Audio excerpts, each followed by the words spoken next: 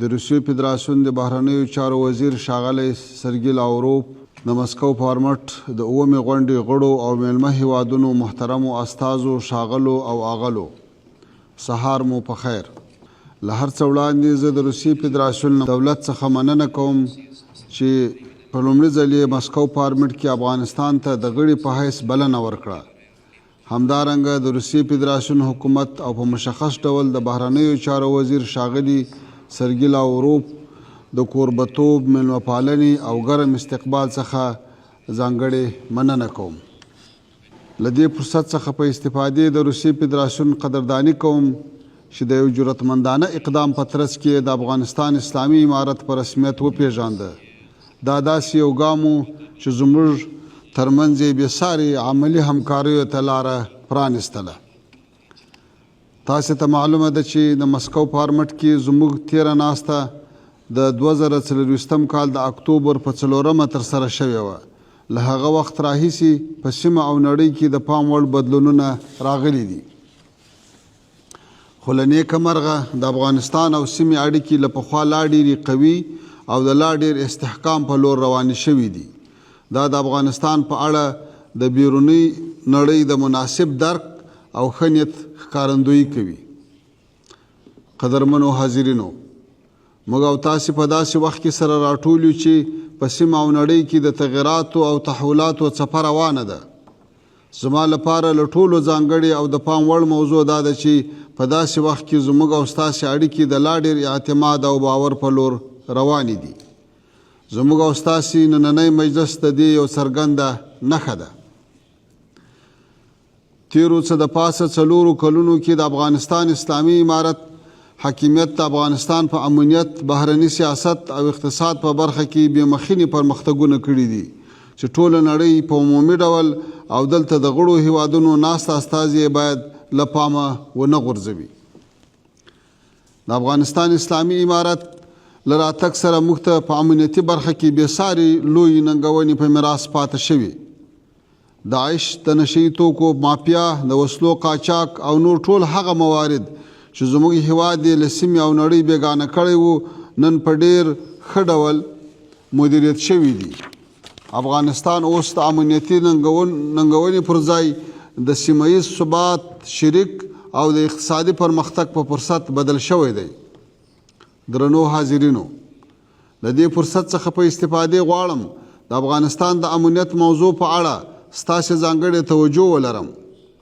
لومړی باید دا واضحه وي چې زموږ او ستاسې سیمه کې د امنیت موضوع د اسلامي امارت له راتګ سره نه ده راپیدا شوې. د دې سیمې امنیتي موضوعات تر 4 لسیزو زیات تاریخ لري. تیر 20 کاله په افغانستان کې بهرنی حضور او له دې غیر مشروع حضور سره د سیمې د ځینو هیوادونو همکاري د امنیتي ستونزو د جوړېدلو اساسي لامل و چې له نیکه مرغه په تیرو 4 کلونو کې د ناامنۍ ټول عوامل په افغانستان کې له منځه تللي.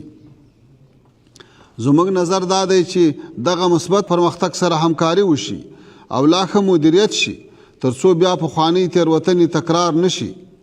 زموږ سیمه باید بیا د تیرو محاسبو او نیمګړو پالیسیو له امله د ناامنۍ قرباني نشي. تاسې ته معلومه ده چې څه موده وړاندې د څو هیوادونو ګډه اعلامیه خپره شوه چې پکې افغانستان کې د بېلابېلو ډلو د شتون موضوع مطرح شوې وه.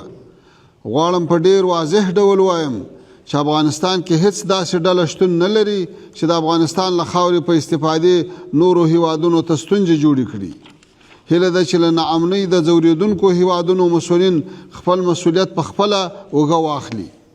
زه په ډېر تعصب سره وایم چې ځینې لوري فعاله هڅه کوي چې په تیرو 4 کلونو کې د راغلي ارامۍ او امنیت د ستایلو پر ځای افغانستان سیمې ته د خطر په حیث معرفي کړي. زه دغه هڅې په کلکو ټکو غندم او له ټولو هیوادونو غواړم چې د افغانستان په قضیه کې د عیني واقعیتونو او خپلو معلوماتو په رڼا کې مستقل دریځ خپل کړي تر څو وتوانیږو د سیمې مشکلاتو ته عملي او مؤثره تګلاره خپله کړو. زموږ اطلاعات دا دي چې په دې وروستیو کې د عیش او ځینو نورو ډلو د سیمې په نورو هیوادونو کې د تجهیز او روزنې مراکز جوړ کړي دي چې د افغانستان حکومت ته د نگرانۍ او تشویش وړ دي. همدارنګه په افغانستان کې د مخدره موادو د کښت د بندېدو سره له افغانستان څخه د باندې په بېساري ډول د مخدره موادو کښت، تولید او قاچاق زیات شوی. د سیمې هیوادونه باید په مستقل ډول د یادو موضوعاتو څېړنې او بررسي پیل کړي.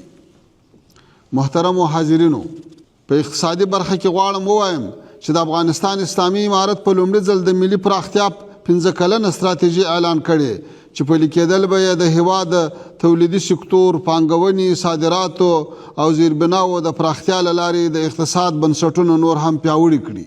تېر 4 کاله زموږ د اقتصادي ټیکاو په لور مثبت سفر د پام وړ لاسته راوړنې درلودلې دي. زه دلته غواړم ځینو مهمو ته یې ستاسې پام راواړوم.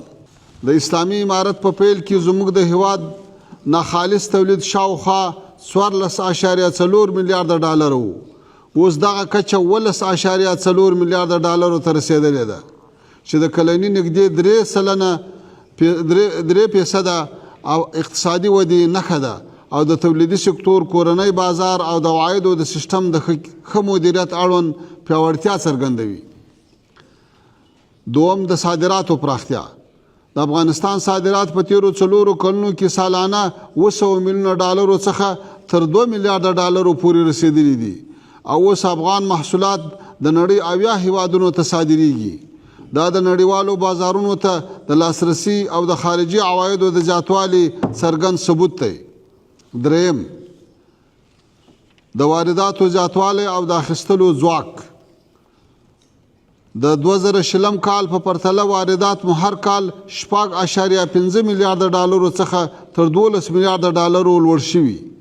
دا د کورني مصرف او د خلکو د اخیستلو د ځواک د پیاوړتیا نښه ده چې د اقتصاد د فعالیت او د ژوند د معیار د ښه کېدو شاخصونه دي. څلورم، د بودیجې مالی خپلواکي. اسلامي امارت اوس ټول دولتي مصارف د داخلي بودیجې له منابعو تمویلوي. په تیره دوره کې هر کال له 4 تر 6 میلیارډ ډالرو پورې بهرنۍ مرستې د افغانستان د دولت په مصارفو کې شاملې وي.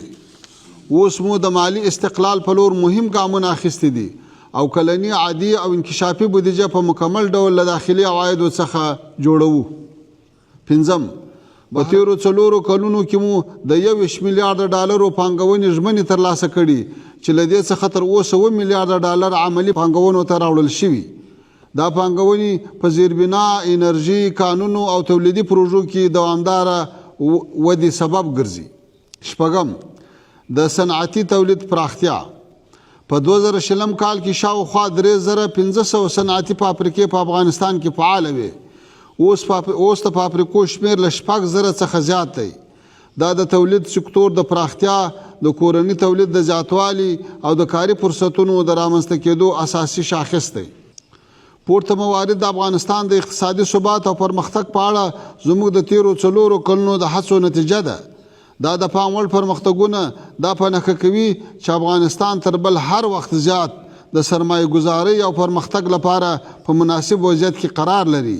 خو متاسفانه چې د ځینو هیوادونو او نړیوالو سازمانونو لخوا اقتصادي بندیزونه د افغانستان د اقتصاد د لا ډېر غوړاوي مخه نیولې ده.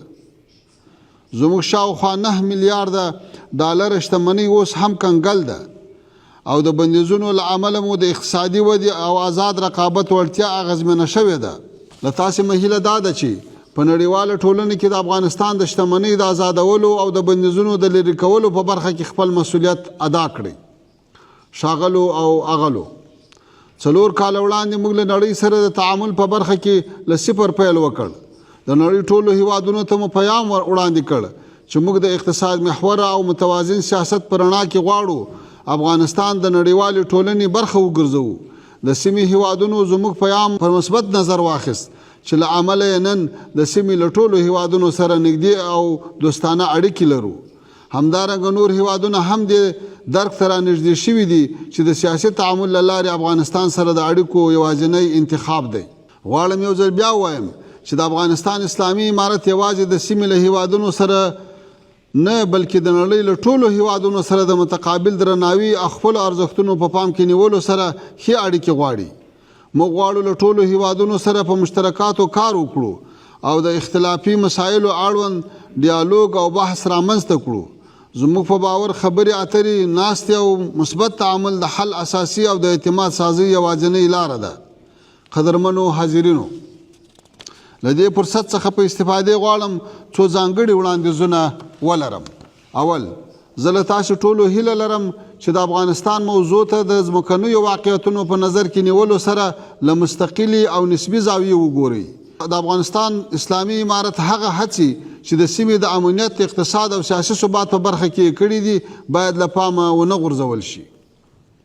دوم، دا چې د روسیې فدراسیون له اړخه د اسلامي امارت په رسمیت پیژندل یو مثبت اقدام دی. هیله لرو له دې او ورته فارمټونو څخه په استفادې نور هیوادونه هم له افغانستان سره د عملي همکاریو په لور مثبت ګامونه واخلي.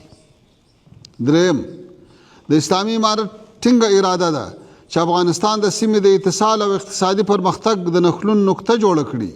اوس ښه موقع ده چې د ستونزو د شاربلو پر ځای اقتصادي ښکیلتیا ته لومړیتوب ورکړو. څلورم، د نشهیي توکو په ضد د مبارزې په برخه کې پکار ده چې ګډه منطقوي همکاري رامنځته کړو تر څو وتوانیږو دغه بدمرغه پدیده په ګډه د سیمې له ټولو هیوادو پاکه کړو. د افغانستان اسلامي امارت په دې برخه کې هرې ممکنې همکارۍ ته تیار دی. په اخر کې مهمه بولم چې د فلسطین د مظلوم ولس درد یاد کړم. په ډېر تعصب سره حاکم نړیوال نظم د غزې د بېګناه ماشومانو، ښځو او سپینګیرو په حق کې د روان ظلم په مخنیوي کې ناکام شوی دی.